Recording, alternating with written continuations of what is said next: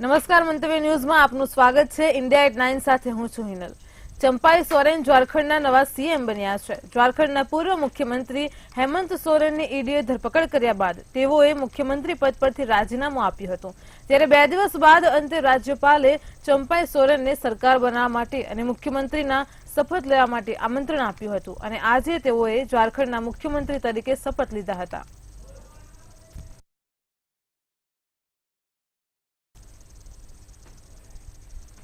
રાહુલ ગાંધીની ભારત જોડો ન્યાય ઝારખંડ સુધી પહોંચી છે આ યાત્રા। ત્યારે આ યાત્રામાં ઝારખંડના નવા મુખ્યમંત્રી ચંપાઈ સોરેન પણ હાજર રહ્યા હતા। રાહુલ ગાંધી દ્વારા મણિપુરથી આ યાત્રા શરૂ કરી છે। ત્યારે તેવાની યાત્રા દરમિયાન પશ્ચિમ બંગાળમાંથી પસાર થયા બાદ તે ઝારખંડ પ્રવેશી છે। ત્યાં તેઓ ભાજપ સરકાર પર આકરા પ્રહાર કર્યા હતા। સાથે જ ઝારખંડના નવા મુખ્યમંત્રી ચંપાઈ સોરેને પણ સરકાર પર આકરા પ્રહાર કર્યા હતા। ત્યારે આવો સાંભળીએ તેમણે શું કહ્યું। नफरत के बाजार में मोहब्बत की दुकान खोलनी है और जहां भी ये नफरत का बाजार खोलते हैं वहां कांग्रेस पार्टी हमारे अलायंस पार्टनर मोहब्बत की दुकान खोल देते हैं। इस यात्रा में हमने न्याय शब्द भी जोड़ा। पिछले साल काफी लोगों ने हमें कहा कि कन्याकुमारी से कश्मीर आप चल लिए, बेंगलोर, मणिपुर, नागालैंड, अरुणाचल, झारखंड, छत्तीसगढ़, आज आप लोगों का लोकप्रिय युवा सम्राट मुख्यमंत्री हेमंत सोरेन को जो झारखंड का राज्य के युवा का धड़कन थे,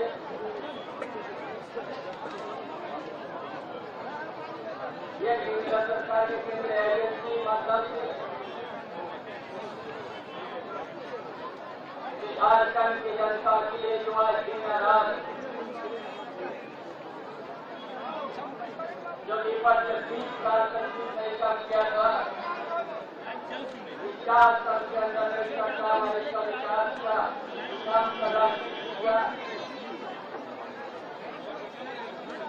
उससे विपक्ष उसका घबराहट ऐसा युवा नेत्री छोटा भारत से आज न्याय लड़ने के उनको जेल के अंदर आने के लिए मजबूर किया है। और इसलिए ही सोच के साथ ये न्याय यात्रा का जो आज नायक है દિલ્હીના મુખ્યમંત્રી અરવિંદ કેજરીવાલને ફરીવાર સમન્સ મોકલવામાં આવ્યું હતું। ત્યારે દિલ્હી આબકારી નીતિ સાથે જોડાયેલા મની લોન્ડરિંગ મામલે પૂછપરછ માટે જારી 5મા સમન્સને લઈને શુક્રવારે ઈડી સામે તેઓ રજૂ થશે નહીં। પાર્ટીના સૂત્રોએ આ જાણકારી આપી। કેજરીવાલ ચંદીગઢ મેયરની ચૂંટણીમાં છેતરપિંડી વિરુદ્ધ શુક્રવારે ભાજપ હેડક્વાર્ટર બહાર પંજાબના મુખ્યમંત્રી ભગવંત માનની સાથે વિરોધ પ્રદર્શનમાં સામેલ થશે। છેલ્લા 4 મહિનામાં ફેડરલ એજન્સી દ્વારા જારી કરવામાં આવેલા 4 અગાઉના સમન્સમાં હાજર ન થયા બાદ ઈડીએ બુધવારે કેજરીવાલને એક નવું અને 5મું સમન્સ જારી કર્યું।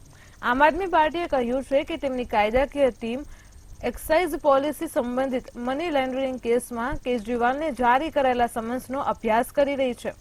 દિલ્હીના મુખ્યમંત્રી અરવિંદ કેજરીવાલને ઈડીના સમન્સ પર બીજેપી નેતા હરીશ ખુરાનાએ કહ્યું કે અરવિંદ કેજરીવાલ ઈડીના સમન્સને ગેરકાયદેસર કહી રહ્યા છે। પ્રશ્ન એ ઉઠે છે કે જો આ સમન્સ ગેરકાયદેસર છે તો તમે કોર્ટ કેમ નથી જતા? આ ઇન્ડિયા ગઠબંધનના તમામ નેતાઓનું ટૂલકીટ છે। 10 વખત સમન્સ ટાળ્યા બાદ હેમંત સોરેનને પણ ઈડી સમક્ષ રજૂ થવું પડ્યું। અરવિંદ કેજરીવાલ ભવિષ્યમાં જો ઈડીએ તમારી વિરુદ્ધ કડક કાર્યવાહી કરી તો તમે બિચારા બનવાનો પ્રયત્ન કરતા નહીં।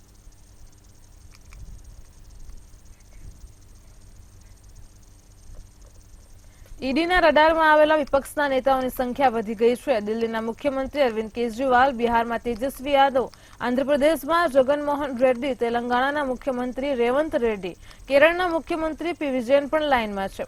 ત્યારે કોંગ્રેસના નેતા રાહુલ ગાંધી, ભૂપેન્દ્રસિંહ હુડ્ડા, અશોક ગેહલોત, ભૂપેશ બઘેલ ઉપર પણ ગમે ત્યારે ઈડીની તપાસ આવી શકે છે. તો શું છે સમગ્ર માહિતી, જોઈશું આ ખાસ અહેવાલમાં. ઈડીના રડારમાં આવેલા વિપક્ષના નેતાઓની સંખ્યા વધી ગઈ છે. તો રાંચીમાં હેમંત સોરેન બાદ હવે દિલ્હીના મુખ્યમંત્રી અરવિંદ કેજરીવાલ પર તપાસ બેસી શકે છે. બિહારમાં તેજસ્વી યાદવ, આંધ્રપ્રદેશમાં જગમોહન રેડ્ડી, તેલંગાણાના મુખ્યમંત્રી રેવંત રેડ્ડી, કેરળના મુખ્યમંત્રી પી વિજયન પણ લાઇનમાં છે. ત્યારે કોંગ્રેસના નેતા રાહુલ ગાંધી, ભૂપેન્દ્રસિંહ હુડ્ડા, અશોક ગેહલોત, ભૂપેશ બઘેલ ઉપર પણ ગમે ત્યારે ઈડીની તપાસ આવી શકે છે.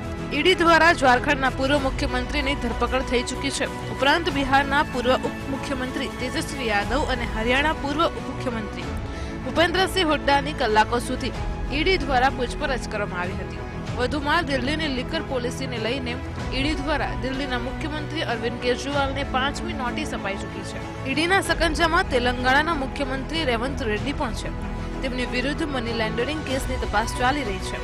ઈડી દ્વારા કેરળના મુખ્યપ્રધાન પી વિજયન વિરુદ્ધ ભ્રષ્ટાચાર મામલે તપાસ ચાલી રહી છે. બિહારમાં સત્તા ગુમાવ્યાના આગલા દિવસે જ પૂર્વ ઉપમુખ્યમંત્રી તેજસ્વી યાદવની ઈડી ઓફિસમાં પૂછપરછ કરાઈ હતી. લાલુ પ્રસાદ યાદવ અને રાબડી દેવી પણ આઈઆરસીટીસી કેસ અને નોકરીના બદલામાં જમીન મામલે મુખ્ય આરોપી છે. ઉત્તર પ્રદેશના પૂર્વ મુખ્યમંત્રી અખિલેશ યાદવ પણ ગોમતી રિવરફ્રન્ટ પ્રોજેક્ટ અને ખાણ કેસમાં કોન્ટ્રાક્ટ આપવા મામલે ઈડીની તપાસના રડારમાં છે. સીબીઆઈ પણ આ કેસની તપાસ કરી રહી છે.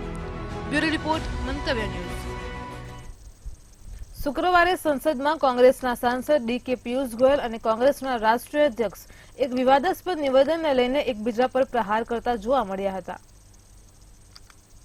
શુક્રવારે સંસદના ઉપલા ગૃહ રાજ્યસભામાં કેન્દ્રીય વાણિજ્ય અને ઉદ્યોગ પ્રધાન પિયુષ ગોયલ અને કોંગ્રેસ અધ્યક્ષ મલ્લિકાર્જુન ખડગે વચ્ચે ઉગ્ર ચર્ચા થઈ હતી. કોંગ્રેસ સાંસદ ડી.કે. સુરેશના અલગ દેશની માંગના નિવેદન પર બંને નેતાઓ એકબીજા પર પ્રહાર કરતા જોવા મળ્યા હતા. પિયુષ ગોયલના આ નિવેદનના જવાબમાં કોંગ્રેસ અધ્યક્ષ મલ્લિકાર્જુન ખડગેએ ગૃહમાં જણાવ્યું હતું, મેં સંભળાવ્યું છે કે અને મેં સાંભળ્યું છે. તેમણે કહ્યું હતું કે મેં આવું કંઈ જ નથી કહ્યું. જો કરાવવામાં આવે તો કાર્યવાહી ન થવી જ જોઈએ. જો કોઈ દેશને તોડવાની વાત કરશે તો તેઓને અમે સહન નહીં કરી શકીએ. પછી તે કોઈ પણ પક્ષ હોય, તેમનો પક્ષ હોય કે આપણો પક્ષ હોય, કોઈ કહે કે ના કહે, આ દેશને એક રાખવો એ હું પોતે મલ્લિકાર્જુન ખડગે ઊભો રહીશ અને કહીશ કે અમે કન્યાકુમારીથી કાશ્મીર સુધી એક છીએ અને એકજૂટ રહીશું. આ એકતા માટે ઇન્દિરા ગાંધીએ પોતાના જીવનનું બલિદાન આપ્યું હતું, રાજીવ ગાંધીએ પોતાનું બલિદાન આપ્યું હતું. ત્યારે શું આવી પાર્ટી ક્યારેય અલગ દેશની માંગ કરશે? અને અમે આ ક્યારેય સહન નહીં કરીએ. પરંતુ તેમણે જે નથી કહ્યું તે અહીં પુનરાવર્તન કરવું યોગ્ય નથી. કોંગ્રેસના સાંસદ ડી.કે. સુરેશે જણાવ્યું હતું, ગુરુવારે દાવો કર્યો હતો કે દક્ષિણમાંથી એકત્ર કરાયેલું ભંડોળ ઉત્તર ભારતમાં વહેંચવામાં આવે છે અને દક્ષિણ ભારત તેને યોગ્ય હિસ્સો નથી મળી રહ્યો. જો દક્ષિણના રાજ્યો સાથે થઈ રહેલો અન્યાય સુધારવામાં નહીં આવે તો દક્ષિણના રાજ્યો અલગ રાષ્ટ્રની માંગ કરવા મજબૂર થશે. રાજ્યસભામાં આ નિવેદનનો ઉલ્લેખ કરતા પિયુષ ગોયલે જણાવ્યું હતું, કોંગ્રેસ અને તેના નેતાઓ ઉત્તર ભારતના ભાગલા કરવામાં વ્યસ્ત છે. આ કોંગ્રેસની વિભાજનકારી વિચારસરણી છે. જેમ શરૂઆતથી જ કોંગ્રેસનું વર્તન રહ્યું છે તેની કામ કરવાની પદ્ધતિ કોંગ્રેસ દેશના ભાગલા પાડવા માટે કરેલા કામનું આ પ્રથમ ઉદાહરણ છે. બ્યુરો રિપોર્ટ, મંતવ્ય ન્યૂઝ. જ્ઞાનવાપી કેસની સુનાવણી 2 ફેબ્રુઆરીએ અલ્હાબાદ હાઈકોર્ટમાં થઈ હતી. હવે આ કેસની આગામી સુનાવણી 6 ફેબ્રુઆરીએ થશે. જ્ઞાનવાપી કેસની સુનાવણી શુક્રવારે અલ્હાબાદ હાઈકોર્ટમાં થઈ હતી. હવે આ કેસની આગામી સુનાવણી 6 ફેબ્રુઆરીએ થશે. ત્યાં સુધી કોર્ટે પૂજા પર પ્રતિબંધ મૂક્યો નથી અને પૂરતી સુરક્ષા આપવાનો નિર્દેશ આપ્યો છે. જમિયત ઉલેમાએ હિન્દના પ્રમુખ મૌલાના અરશદ મલીને આ મામલે પોતાની પ્રતિક્રિયા આપી છે. તેમણે કહ્યું છે કે 1991માં બનેલા કાયદા સામે પણ વાંધો ઉઠાવ્યો હતો કે આ કાયદામાંથી બાબરી મસ્જિદને કેમ હટાવવામાં આવી રહી છે. જ્યાં બાબરી મસ્જિદ છે ત્યાં રામ જન્મભૂમિ નથી. બાબરી મસ્જિદના નિર્ણયને બતાવી રહ્યું છે કે આવું કોઈ પણ મસ્જિદ સાથે થઈ શકે છે. કાયદાના પુસ્તકો સળગાવી દો. જો આમ જ ચાલશે તો કોઈ ધર્મને ચુકાદો નહીં મળે. તમે કાયદો કેમ શીખવો છો? તેમણે વધુમાં કહ્યું છે કે દેશની આઝાદી બાદ મુસ્લિમો આવા મુદ્દાઓથી ઘેરાયેલા છે. બાબરી મસ્જિદ બાદ અનેક મસ્જિદો મુદ્દાઓથી ઘેરાયેલી છે. હાલમાં જે ઝડપે આ મુદ્દાઓ ઊભા થાય છે તેમાંથી અદાલતોમાં એવી સુગમતા અને શિથિલતા સર્જાઈ ચૂકી છે જેઓ ધર્મ સ્થળો પર કબજો કરે છે તેઓ સફળ થઈ રહ્યા છે. મૌલાનાએ જણાવ્યું છે કે જો મુસ્લિમોની આ વિચારસરણી હશે કે તેમને બધા મંદિરો તોડી રાખવા પડશે તો મંદિરો અને મસ્જિદો સિવાય કંઈ જ બચશે નહીં. તેમણે કહ્યું કે કોર્ટ આ નિર્ણય ઉતાવળમાં લીધો છે. સામે પક્ષ ચર્ચાની તક આપવામાં આવી ત્યારે ન્યાય આપતી સંસ્થાઓને નુકસાન થયું છે. બાબરી મસ્જિદના નિર્ણયમાં કહેવામાં આવ્યું હતું કે મંદિરને તોડી અને મસ્જિદ બનાવવામાં આવી હતી, ત્યારે કોર્ટનું આ કામ વિશ્વાસ પર નિર્ણય કરવાનું નથી.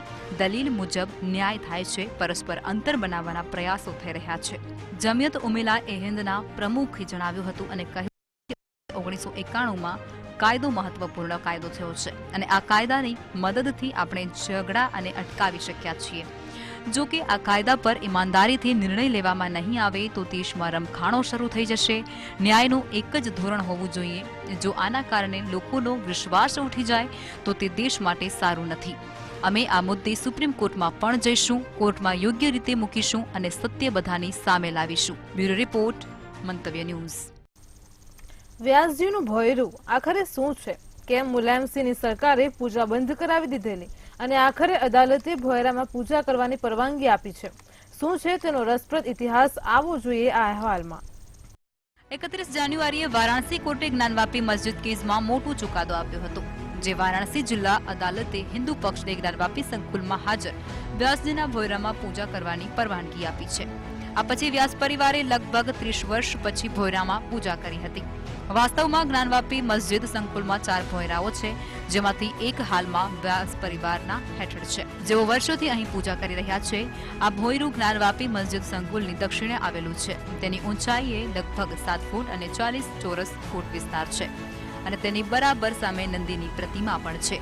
આ ભોયરું લગભગ 30 વર્ષથી બંધ હતું, પરંતુ 1993 પહેલા અહીં પૂજા થતી હતી. તેનો ઇતિહાસ જાણીએ તો હિન્દુ પક્ષ અનુસાર વ્યાસ પરિવાર ભોયરામાં અંદર પૂજા કરતો હતો.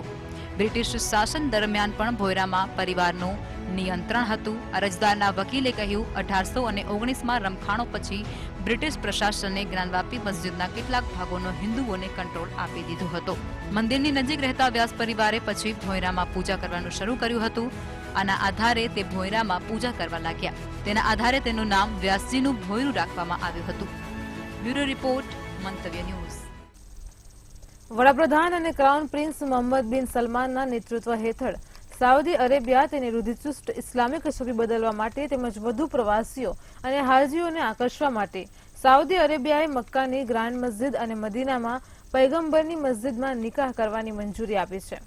ઓઇલ પરની નિર્ભરતા ઘટાડવા માટે સાઉદી અરેબિયાએ એક નવો રસ્તો અપનાવ્યો છે. ક્રાઉન પ્રિન્સના નેતૃત્વમાં સાઉદી અરેબિયા વૈશ્વિક જરૂરિયાતો અને ભવિષ્યને ધ્યાનમાં રાખીને સંસ્કૃતિ, પર્યટન અને ફેશનના ક્ષેત્રોમાં પોતાનો વિકાસ કરીને પોતાની અલગ ઓળખ બનાવવાનો સાઉદી અરેબિયા પ્રયાસ કરી રહ્યું છે. સાઉદી અરેબિયાના હજ અને ઉમરા મંત્રાલયે જાહેરાત કરી છે કે હવે ઇસ્લામના 2 પવિત્ર સ્થળો મક્કાની ગ્રાન્ડ મસ્જિદ અને મદીનાની પૈગંબર મસ્જિદમાં નિકાહ કરી શકાય છે. સાઉદી અરેબિયાનું આ પગલું હાજીઓ અને પ્રવાસીઓના અનુભવોને શ્રેષ્ઠ બનાવવાની પહેલનો એક ભાગ છે. સરકારી નિરીક્ષકોનું કહેવું છે કે સરકારની આ પહેલ આ ક્ષેત્રમાં નિકાહ સંબંધિત કંપનીઓને વધુ તક આપશે.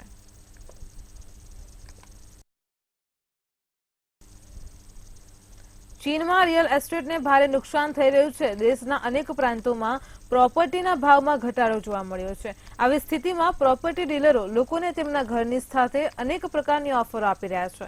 કેટલાક પ્રોપર્ટી ડીલરની ઓફર ખૂબ જ વિચિત્ર છે. કેટલાક સોનાની ઈંટનું વચન આપી રહ્યા છે તો કેટલાક બદલામાં પત્નીનું વચન પણ આપી રહ્યા છે. ઘર ખરીદો અને મફત પત્ની મેળવો. છેવટે કોઈ પણ રિયલ એસ્ટેટ કંપની આવી અનોખી જાહેરાત શા માટે આપશે? થયું એવું છે કે ચીનની રિયલ એસ્ટેટમાં રાતોરાત તોફાન આવી ગયું છે. તો એવરગ્રાન્ડની નોટબંધી પછી ચીનમાં મંદીનું ભયંકર તોફાન જોવા મળી રહ્યું છે. ઘણા વ્યવસાયો ઠપ થઈ ગયા હતા અને દેશની અર્થવ્યવસ્થા પર ઊંડી અસર થઈ હતી. અનેક અબજ ડોલરની કંપનીઓ પણ આ સંકટનો ભોગ બની છે.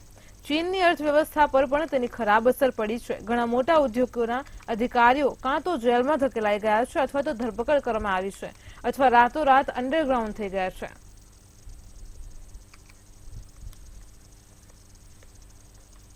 ચાઇનીઝ એપ ટિકટોક સામે અમેરિકામાં હજારો માતા પિતા એકજૂટ થઈ ગયા છે. બાળકોના માનસિક સ્વાસ્થ્ય પર આ એપની પ્રતિકૂળ અસરો અંગે 5000થી વધુ માતા પિતાએ ટિકટોક સામે કેસ દાખલ કરી દીધો છે.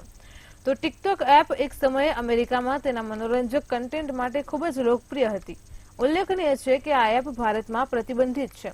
આ મામલે ઘણા માતા પિતાએ ટિકટોકને ડિજિટલ યુગના તંબાકુ કરતાં પણ વધુ ખતરનાક નશો ગણાવ્યો છે. આ એપને ટીનેજરોના માનસિક સ્વાસ્થ્ય પર માઠી અસર માટે જવાબદાર ગણાવાઈ રહી છે. હવે તેની સામે તપાસ શરૂ થઈ ચૂકી છે. ટિકટોક સામે કાનૂની કાર્યવાહીની શરૂઆત ક્રાઇમ સેરો ઈઓના નેતૃત્વમાં થઈ હતી, જે હવે આગળ વધતી જઈ રહી છે. હજારો માતા પિતા ચીનની માલિકી હેઠળની દિગ્ગજ કંપની સામે કાર્યવાહીની માંગ કરી રહ્યા છે.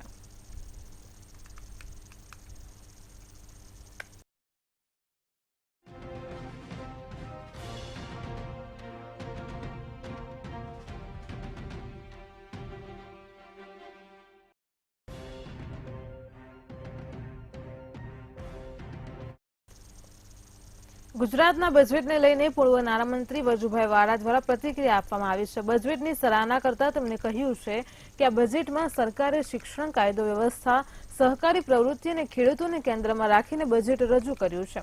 તે બદલ હું કનુભાઈ દેસાઈને અભિનંદન પાઠવું છું. તેમજ કોંગ્રેસ પર પણ તેમણે આકરા પ્રહાર કરતા કહ્યું કે આગામી સમયમાં દેશમાંથી કોંગ્રેસ સંપૂર્ણપણે સાફ થઈ જશે. બજેટની અંદર સૌથી વધુમાં વધુ રકમ એજ્યુકેશન પાછળ ફાળવેલ છે. લગભગ 55,000 કરોડ રૂપિયા એ શિક્ષણ પાછળ ખર્ચ કરશે એવું માનનીય કનુભાઈએ જાહેર કર્યું છે. એ કરીને જે રાષ્ટ્રનું બાળક શિક્ષિત હોય તે રાષ્ટ્ર હંમેશા વિકાસ અને પ્રગતિશીલ થવાનું છે. નાણામંત્રી કનુ દેસાઈ દ્વારા રાજ્ય સરકારમાં બજેટ રજૂ કરાયું હતું, જેમાં વિકાસ માટે ગુજરાત સરકાર સેન્ટર ફોર એક્સલન્સની સ્થાપના કરશે. તો લેબગ્રોન ડાયમંડ ઇન્ડસ્ટ્રીમાં ખુશીની લહેર ફરી વળી છે. મંદીના માહોલ વચ્ચે આ પ્રકારની જાહેરાત એ હીરા ઉદ્યોગને ફરી બેઠો કરવામાં મદદરૂપ થશે. આવો વધુ જાણીએ આ અહેવાલમાં. નાણામંત્રી કનુભાઈએ જે પ્રકારે ગુજરાતનું બજેટ બહાર પાડ્યું છે અને તેને લઈને સુરતમાં ખાસ કરીને ખુશીની લાગણી છવાઈ છે, કારણ કે જે પ્રકારે હીરા ઉદ્યોગ સુરતમાં લેબગ્રોન ડાયમંડને લઈને અલગ પ્રકારની એક જાહેરાત કરવામાં છે અને જાહેરાત જે છે તેમાં 7 કરોડની જે જાહેરાત છે તે કરવામાં આવી છે. ત્યારે જોઈ શકાય છે જે પ્રકારે હીરા ઉદ્યોગકારો જે છે તે ખૂબ જ ખુશ જોવા મળી રહ્યા છે અને ખાસ કરીને જે પ્રકારની જાહેરાત કરવામાં આવી છે તે પ્રકારે ક્યાંક ને ક્યાંક હીરા ઉદ્યોગમાં આગામી સમયમાં પણ ખૂબ ફાયદો થશે. ડાયમંડ એસોસિએશનના પ્રમુખ આપણી સાથે ઉપસ્થિત છે. ખાસ કરીને જે પ્રકારે જાહેરાત કરવામાં આવી છે બજેટને લઈને કઈ રીતે જોયું? રાજ્ય સરકાર દ્વારા આજના બજેટની અંદર જે ડાયમંડ ઇન્ડસ્ટ્રીઝ માટે જે જોગવાઈ કરવામાં આવી છે એ ખૂબ મોટી બાબત છે. પહેલી વખત બજેટની અંદર ડાયમંડ ઇન્ડસ્ટ્રીનો ઉલ્લેખ થયો છે તો હું અને ઇન્ડસ્ટ્રીઝ હર્ષની લાગણી અનુભવીએ છીએ અને આનાથી ડાયમંડ ઇન્ડસ્ટ્રીને 100% વેગ મળશે. આપ જણાવો, ખાસ કરીને લેબગ્રોન ડાયમંડમાં ઉતાર ચઢાવ આવ્યા હતા, રિયલ ડાયમંડમાં ઉતાર ચઢાવ આવ્યા, ત્યારે બજેટમાં આ પ્રકારની જે જોગવાઈ થઈ છે કઈ રીતનો ફાયદો? જનરલી કોઈ બી ઇન્ડસ્ટ્રીની અંદર ઉતાર ચઢાવ આવતા હોય અને જો ગવર્મેન્ટ એને સારી દ્રષ્ટિએ જોઈ, સપોર્ટિવની દ્રષ્ટિએ જોઈ આ પ્રકારના કોઈ પણ નિર્ણયો લઈ અને જો ઇન્ડસ્ટ્રીને પ્રોત્સાહન આપતા હોય તો જરૂરી ફાયદાકારક થતું હોય છે. ઇન્ડસ્ટ્રીમાં એક હિંમત મળતી હોય છે કે આગળ ગવર્મેન્ટ બી આપણી સાથે છે અને જો સેન્ટર ઓફ એક્સલન્સ માટે આ ફંડ ફાળવવામાં આવ્યું હોય તો ઇન્ડસ્ટ્રી માટે ઘણું બેનિફિશિયલ રહેશે. આમ છતાં આ જે ફંડ જેવી રીતે ફાળવવામાં આવ્યું છે એની પૂરતી માહિતી લઈ અમે લોકો ફાઇનાન્સ એનું જે સ્ટેટમેન્ટ આવે એને ધ્યાનમાં રાખી અને આ ફંડ શેના માટે ફાળવ્યું છે, કયા યુટિલાઇઝમાં થવાનું છે એ જાણકારી લઈ આગળ માહિતી મેળવશું આના વિશે. આપ જણાવો, ખાસ કરીને સેન્ટર ફોર એક્સિલન્સની જે જોગવાઈ કરવામાં આવી છે આ જોગવાઈને કઈ રીતે જોવું? બજેટમાં જે રાજ્ય સરકારે જોગવાઈ કરી છે રિસર્ચ સેન્ટરની, તો કોઈપણ ઇન્ડસ્ટ્રીઝના પાયામાં રિસર્ચ સેન્ટર ખૂબ જરૂરી છે અને આમાંથી વિપુલ તકો ઊભી થતી હોય છે. તો આવા નિર્ણય જ્યારે સરકાર બિઝનેસ માટે લેતી હોય તો ડાયમંડ એસોસિએશન વતી અમે ખૂબ ખૂબ આભાર માનીએ છીએ અને ભવિષ્યમાં પણ ખૂબ સારા નિર્ણયો ઇન્ડસ્ટ્રીઝ માટે લે અને એની પ્રગતિ થાય એવી અપેક્ષા રાખીએ છીએ. અજીભાઈ, આપ જણાવો, બજેટ બાદ હીરા ઉદ્યોગકારોને કઈ રીતનો ફાયદો? પ્રધાનમંત્રી શ્રી નરેન્દ્રભાઈ મોદીનું જે આત્મનિર્ભર ભારતનો પરિકલ્પના છે એ દિશામાં એક બહુ ખૂબ મહત્વનું પગલું છે. કારણ કે જે સિન્થેટિક ડાયમંડ, લેબગ્રોન ડાયમંડ છે એમાં મોટા ભાગે એક્સપોર્ટ થાય છે. 80% આ એક્સપોર્ટ ઓરિએન્ટેડ છે, એટલે વિદેશી ઊંડિયામણ પણ આનાથી મળશે અને આ ઇન્ડસ્ટ્રીને નવું સેગમેન્ટ હોવાથી આ ઇન્ડસ્ટ્રીને વેગ મળશે. એટલે ખૂબ સરાહનીય પગલું છે અને ઇન્ડસ્ટ્રીને આવકારે છે. ચોક્કસ જે પ્રકારે જે લેબગ્રોન ડાયમંડમાં જે પ્રકારની જોગવાઈ કરવામાં આવી છે, ખાસ કરીને બજેટમાં જે પ્રકારની જોગવાઈ છે તેને લઈને ખાસ કરીને સુરતનો હીરા ઉદ્યોગ જે છે તેમાં ખૂબ વેગ મળે છે તેઓ જે હીરાના વેપારીઓ છે તે વિશ્વાસ વ્યક્ત કરી છે. સાથે સાથે સુરત ડાયમંડ એસોસિએશનની વાત કરીએ તેમણે પણ જે પ્રકારે જણાવ્યું છે કે જે જોગવાઈઓ થઈ છે, જે જોગવાઈઓને એક બાદ એક તપાસવામાં આવશે અને તમામ જે પ્રકારની જોગવાઈ થઈ છે તેમાંથી કઈ રીતનો લાભ મળી શકે તે પ્રકારની કામગીરી પણ કરવામાં આવશે. કેમેરામેન કેસી વાઘાજા સાથે દિવેશ પરમાર, મંતવ્ય ન્યૂઝ, સુરત. લોકસભાની ચૂંટણી પહેલા કોંગ્રેસના ઘણા નેતાઓએ ભાજપનો ખેસ ધારણ કર્યો છે, ત્યારે કોંગ્રેસના ધારાસભ્ય પણ કોંગ્રેસ છોડીને ભાજપમાં જોડાઈ શકે તેવી ચર્ચાઓ વહેતી થઈ છે, જેમાં ધારાસભ્ય કિરીટ પટેલનું પણ નામ છે કે જેઓ કોંગ્રેસ છોડીને ભાજપમાં જોડાઈ શકે તેમ છે. આ મુદ્દે ધારાસભ્ય કિરીટ પટેલે શું કહ્યું, આવો સાંભળીએ.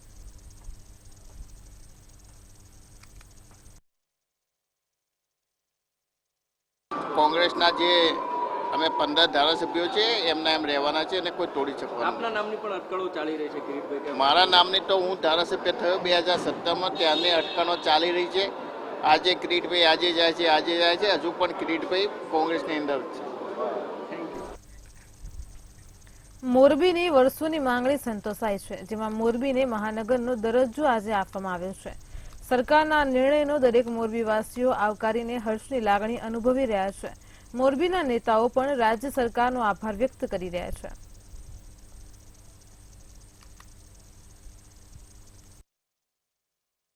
તો હું મુખ્યમંત્રીના આભાર માનું છું કે ગુજરાતમાં મોરબીને જે કોર્પોરેશન આપી છે એનાથી ફાયદો એ થશે કે વર્ષો પહેલાં મોરબી પેરિસ કહેવાતું, ત્યારે વસ્તી અત્યારે છે એની 25% હતી. અત્યારે વસ્તી બહુ વધે, ઉદ્યોગ બહુ છે, એટલે એક તો સારા અધિકારી આવશે, કમિશનર, પછી એન્જિનિયરો આવશે, સ્ટાફ આવશે, સારી રીતે ડેવલપમેન્ટ, નવી ગ્રાન્ટો આવશે અને સોલિડ કામ થશે, વિકાસના કામ. અત્યારે કોર્પોરેશન આપવાથી કોઈ જાતના માણસો કોઈ એમ કે ટેક્સ વધારો એ તો નોર્મલ હોય, 5-10% ટેક્સ વધતો હોય, એ કંઈ મોરબીને કંઈ વાંધો નથી આવે. મોરબીની અંદર મહાનગરપાલિકાની અવારનવાર રજૂઆત કરી હતી અમે સરકારનો અમે ખૂબ ખૂબ આભાર માની છીએ. એક તરફ જો મહાનગરપાલિકા થઈ છે સારી એ વાત છે અને એક તરફ ખરાબ એ વાત છે, કારણ કે ટેક્સ વધશે, ઘણું બધું આવશે. અને બીજા નંબરમાં કમિશન જો મોરબીનો સારો આવે, વહીવટદાર સારો આવતો હોય તો મોરબી ખરેખર સુધરવા ઉપર છે. રાજ્ય સરકાર દ્વારા મહેસાણાને મહાનગરપાલિકા બનાવવાની જાહેરાત કરવામાં આવી છે. મહેસાણા મહાનગરપાલિકા બનતા નજીકના 16 ગામની વસ્તી ઉમેરાશે, જેથી મહાનગરપાલિકાની વસ્તી 4.26 લાખ થશે. મહેસાણા શહેરને મળતી ગ્રાન્ટમાં 20 ગણો વધારો થશે, જેનાથી મહેસાણાનો વિકાસ ઝડપી બનશે. મહેસાણા વાસીઓએ આ જાહેરાતને આવકારી છે.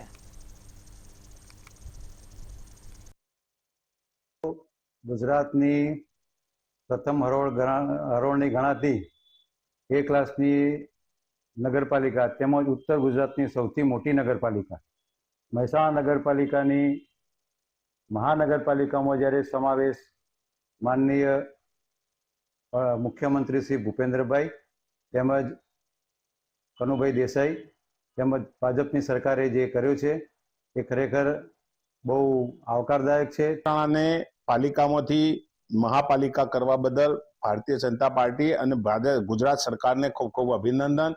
ખરેખર મહેસાણાનો વિકાસ ઘણા ટાઈમથી સારો હતો, પરંતુ હજી પણ સારો વિકાસ થશે. ટીપી, રોડ, રસ્તા સારા બનશે અને સારી સુવિધાઓ દરેક આજુબાજુના નાના નાના ગામડાઓને પણ મળશે અને જેનાથી મહેસાણાના આજુબાજુ મહેસાણાની પ્રોપર્ટીઓના ભાવ વધશે, મહેસાણાની સુખ સુવિધાઓ વધશે.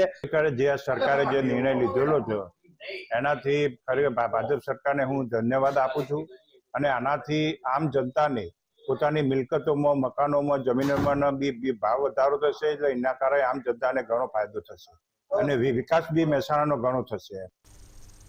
તાપીના સોનગઢ નજીક આવેલ જરાલી ગામ ખાતે ગીધમાળી ડુંગર ઉપર ખ્રિસ્તી સમાજ દ્વારા મરિયમ માતાનો મેળો યોજવામાં જઈ રહ્યો છે. આ વિવાદિત સ્થળે થયેલ મરિયમ ચર્ચના ગેરકાયદેસર બાંધકામને દૂર કરવા તંત્ર દ્વારા આદેશ આપવામાં આવ્યો છે. તેમ છતાં આ સ્થળે મેળાનું આયોજન થતાં હિન્દુ સંગઠનો દ્વારા તાપી જિલ્લા કલેક્ટરને આવેદનપત્ર આપવામાં આવ્યું હતું.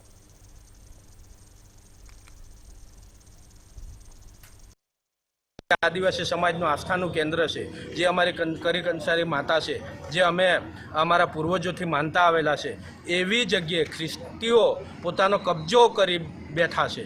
તો આ અમારો આદિવાસી સમાપ્ત નહીં થઈ જાય અને અમને આદિવાસી સમાજને સમાપ્ત કરવા માટે આ ખ્રિસ્તી સમાજના લોકોનું બહુ મોટું ષડયંત્ર છે.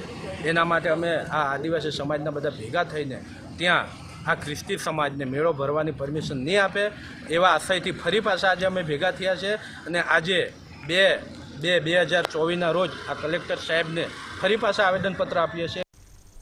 આજે ગુજરાત સરકાર દ્વારા બજેટ રજૂ કરવામાં આવ્યું હતું, જેમાં રાજ્યના નાણામંત્રી કનુભાઈ દેસાઈએ રજૂ કરેલા રાજ્યના બજેટમાં ઔદ્યોગિક નગરી વાપીને મહાનગરપાલિકાના દરજ્જાની જાહેરાત કરવામાં આવી છે.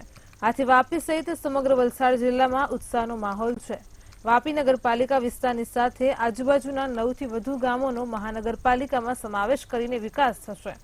તો આમ વાપી નગરપાલિકાને આજે મળેલા મહાનગરપાલિકાના દરજ્જાને વાપીવાસીઓ ઉજવણી કરી વધાવી રહ્યા છે.